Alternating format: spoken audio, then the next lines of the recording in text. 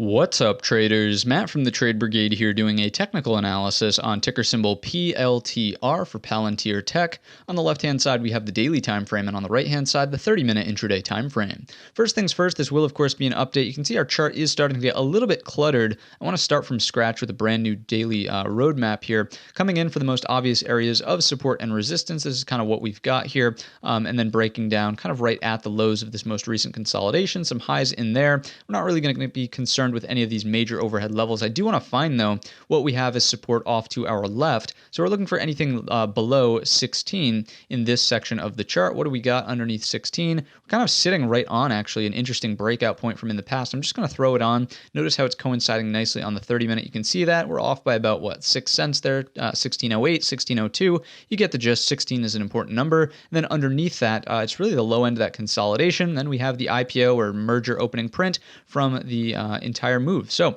that's what we've got on our radar. Anything underneath, I guess we'll just throw it on there. The floor is close to about $10 even. You get the gist. Back on over to recent price history, or price action rather. It's not so much historic as to what we were just looking at. We'll come in with the resistance trend line as the last line of defense here, and just note that we are, again, clearly in a downtrend here, but forming lower highs, lower highs, lower highs, lower highs here as well. This is really just a daily bear flag. We would look for the flush to get us closer to that 14 number, which we just hunted for on the daily scrunched back up. Let's take a closer look at the 30-minute intraday and just see how the moves are unfolding here. So a large majority of this move has been retraced, and by the move, I'm talking about that right there. Notice that if we were to just take out the fibs from here up to the high, we're now firmly back down underneath the 61.8, which should dramatically increase the odds that we rotate all the way for a 100% retracement, 1537. The other reason that we're going to start discussing 1537 is because it was a double bottom low.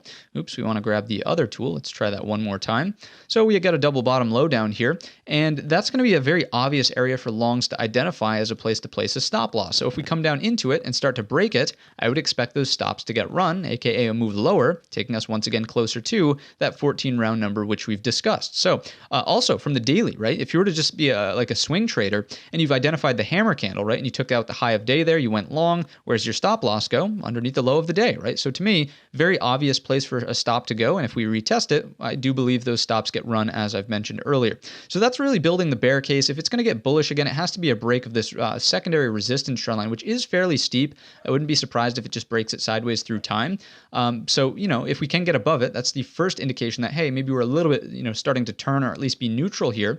But primarily, the main breakout point to the upside is up and over 1717 coming from all of these equal highs. If we take it out, just look for a move to the back end of the flush point from here at roughly 1791. It's not the biggest range to trade for, but it's the only bullish thing that I'm really seeing here inside of PLTR. From there, yeah, you can monitor for continuation, but I would expect some chop as we move into that high volume node here, roughly 1850. So those are my thoughts. Chart does look more bearish than bullish. We talked about the stop loss area here. If broken 14 is on the radar, that's probably the scenario I would watch out for, but longs are up and over 1717 as a breakout point. That's going to wrap up the video. If you enjoyed it or learned anything new today, let me know in the comments section or by giving the video a thumbs up. Don't forget our main channel is linked in the description, and all of that being said, I wish you a green trading week.